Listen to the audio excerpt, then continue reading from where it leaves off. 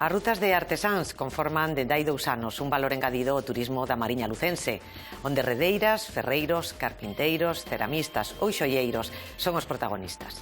Agora, unha web de recente creación axuda a súa visualización en internet para que calquera persoa do mundo poida ver a súa arte e interesarse por coñecelos de preto. Algunhas profesións corren o risco de morrer porque non atopan relevo xeracional, pero noutros casos eses traballos manuais están en auxe. Son as dúas caras da moeda duns oficios artesáns con moita alma.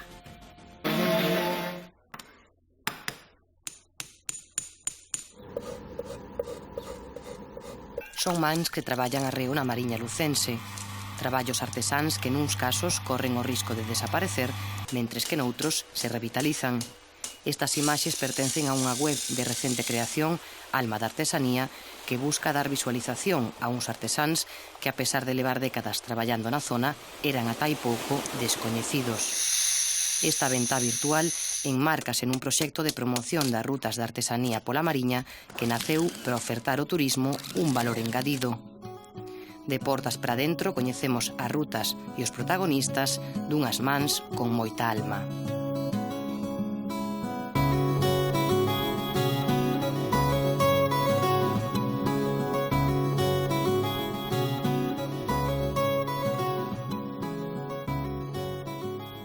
Xurde no 2011 a través dun traballo de un deseño de produto turístico para a Mancomunidade de Municipios da Mariña lucense que se fixo en base a unha subvención da Secretaría Xeral de Turismo e colleuse a idea a través do Plan de Desenvolvemento Turístico da Mariña lucense de traballar coa artesanía. Porque nestes momentos pois está tamén moi de moda o tema do turismo experiencial, a xente xa non quere só ir ver os recursos, senón empaparse tamén da cultura e do estilo de vida de cada zona. Os artesanos permitían combinar ese tema da tradición con ter espacios pechados, non? A Mariña lucense, en xeral Galicia, pois non temos un tempo que permita moito turismo en sol de playa. Isto permitía desestacionalizar a oferta turística en todo o ano porque as visitas levaríanse a cabo en espacios pechados. Cando estamos visitando os obradoiros e cando nos estamos traballando con eles no grupo de traballo, dámonos conta de que máis alá do produto que eles producen e que eles fabrican, o importante era o valor humano, non? A persoa que está detrás, o proceso de creación do produto e a súa historia de vida, de por que te dedicas por que eres artesano. Coas rutas xa conformadas por máis de 20 artesáns, nace o proxecto na internet de Alma da Artesanía, co fin de promocionalas. Desde calquera recuncho do mundo poden coñecer, a golpe de clic, estes oficios e as historias dos seus protagonistas para animarse a coñecelos de preto. 3 fotógrafos e un realizador deronlles forma a estas pezas visuais. Primeiro hai unha idea básica de crear un libro de fotografía con fotografías dos artesáns, con fotografías dos obradoiros, dos procesos e dos artículos, dos obxetos que fabrican. E un pouco, despois de un par de visitas, chegamos á conclusión de que era un formato pechado, porque un libro non consegue a amplitude de difusión que ten, sobre todo os novos formatos que están alosados na web. Xeralmente, cando se fan catálogos de rutas ou do que sexa, moitas veces rematan en caixas nalgún pasillo de algún edificio institucional. E nós pensábamos que era unha pena que ese mismo material, esas fotos, eses contidos, non estiveran directamente online e que permitira unha certa interactividade co usuario, de tal xeito que en vez de chegar aos posibles 1000, 2000 receptores de catálogo, chegara a todos aqueles que tiveron un interese por facer estas rutas da artesanía e coñecer o interior da Mariña.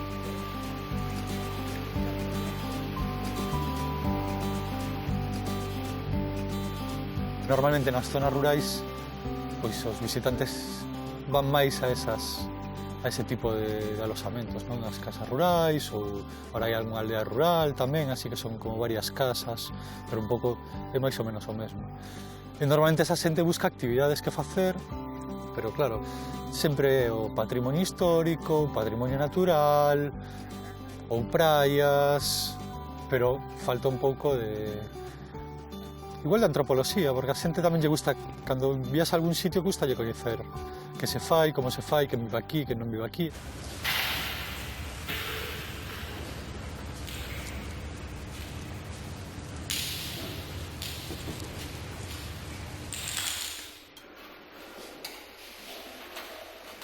Non hai ningunha década que estas mulleres traballaban cada unha na súa casa sen coñecerse.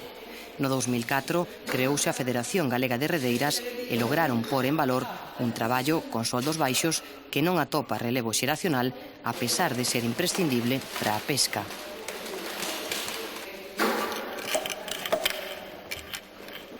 Nosotros montamos o que é a rede na corda e nosotros para facer este entrallo abrimos a corda e metemos a agulla polo medio da corda. Si se inventaron unhas máquinas para montar isto, que pasa? Que é como unha máquina de coser. Entonces a máquina de coser é unha agulla que pica na corda. Pica a corda e pica aquí. Cando montas a rede 2 ou 3 veces coas picaduras a corda falta. Entonces non hai maneira de facelo con manos. Nesto é un traballo artesano e vaise perdendo porque non temos relevo xeracional. Nesta nave a persona máis nova ten 45 anos e non hai indicios de que a xente queira vir. Espero que a xente, si ve isto, que sí, que se anime, que faiga por aprendelo. É un oficio moi bonito, moi entretenido. Para min é o mellor oficio do mundo. Que vades vir ou non? Que facía menos. Pero chegará un momento en que algo terá que pasar. Claro. Porque máquinas para facer redes non hai. Para armadas, hai para facer, pero para armadas non. Entonces, de alguna maneira terá que fazer, porque ou se acaba o mar, ou se acaba o mar e o mar hai que ir indo. No, isto ten que empezar por ser máis cotizado, que a xente lle chame. Entón, se lle chama e a xente se mete, iso ten que ir arriba, porque dentro de pouco non vai haber. Nin neste porto, nin noutros por aí, non son maiores, sabe?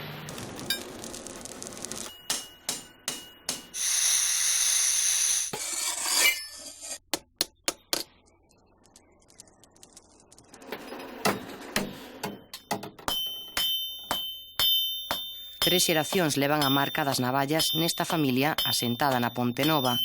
E dúas, pai e fillo, traballando nesta casa, como deixan ver unhas paredes tinguidas de suor, brasas e ferro.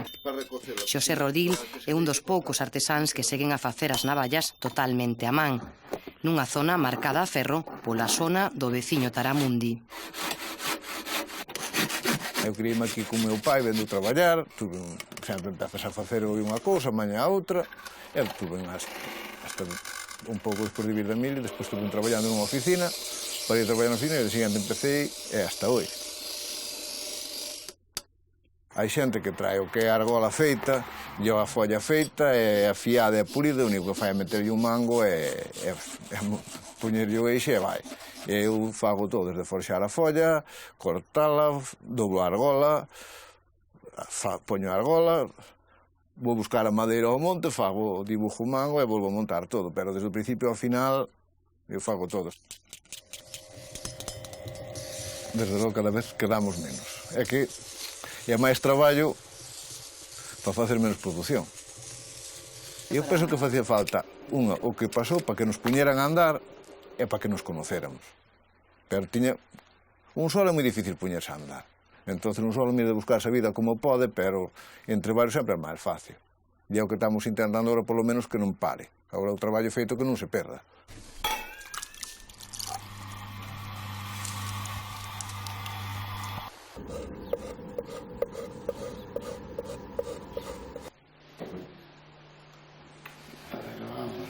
Estéfano leva uns 15 anos dedicado á cerámica. Pasou de rexentar un local de hostelería nocturno a unha nova vida marcada pola natureza e a artesanía. Dende esculturas a multitude de figuras e coas súas mans sempre como protagonistas. Foi como un pouco para relajarme un pouco da actividade que eu ti antes, non?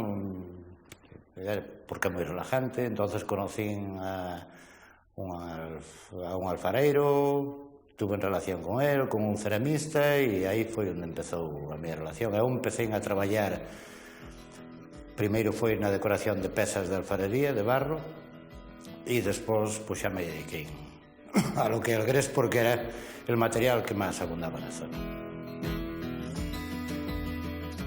E eu aquí pinto basicamente con 3 colores, que son colores que aceptan moi bien as temperaturas altas, que son el óxido de ferro, que é este, el azul cobalto, que é este, e despois este rojo, que é un pigmento. Eso, entonces, hai outra serie, hai unha gama de colores moi amplia, pero na gama de colores amplia, chegado a estas temperaturas, queiman.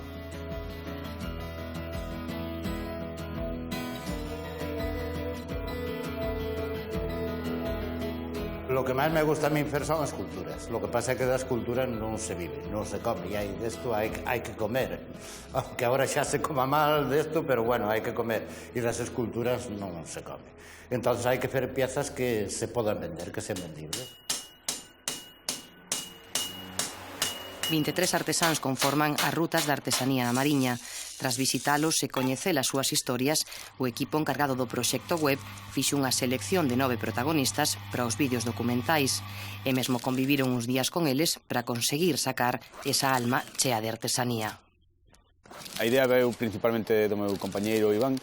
El tiña moi claro o potencial que ten o que se chaman agora documerciales ou storytellings de 3-4 minutos, pezas curtas, que a través da fotografía, a entrevista falada e os ambientes sonoros xeran unha peza de vídeo finalmente. Este é o oficio da miña vida, este é o oficio máis bonito do mundo. Eso está claro. Eso para min é o oficio máis bonito do mundo. Facer un barco é a cousa máis bonita, como traballo. Isto forma parte da miña vida. Eu criei-me aquí, como a quen dice. Entonces, pois, isto é a vida de un. Eso hai que vivilo, pois, para notalo e para velo. Aquí o interesante era xerar un interese, non? Que a xente o vexa as posibilidades, vexa, digamos, o tempo aí un poquinho congelado, e realmente quera ir, que realmente teña a sensación de para velo, para coñecelo de todo, xa que ir ata ali. A idea de que sea moi sinxelo, ao final foi o gran acerto. O sea, as pezas son moi sinxelas de comprensión, non tratan moitísimos temas, non intentan ser detallados, pero si ir mostrando os procesos e despois escoitando que os artesáns opinan ou de certas cousas, non? Tamén que conten as súas historias. Que escollín a cerámica como forma de expresión de facer cousas.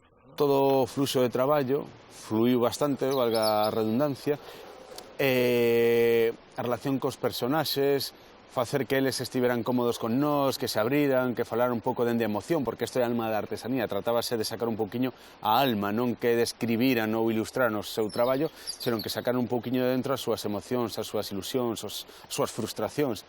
Intentamos aplicar toda esa parte, toda esa experiencia no documental, pois, sobre todo con Pela, que estivo 4 anos nunha película. Eu levo, pois, 6 anos en 2 proxectos, un fora de Galicia e outro dentro de Galicia, aplicalos, e Mateo, que é un fotógrafo italiano que ahora reside en España, pois é unha visión externa, non? El non estaba así, non tiña prexuicios, non había nada que lle marcase o que se vai a topar, non? Era como máis fresco.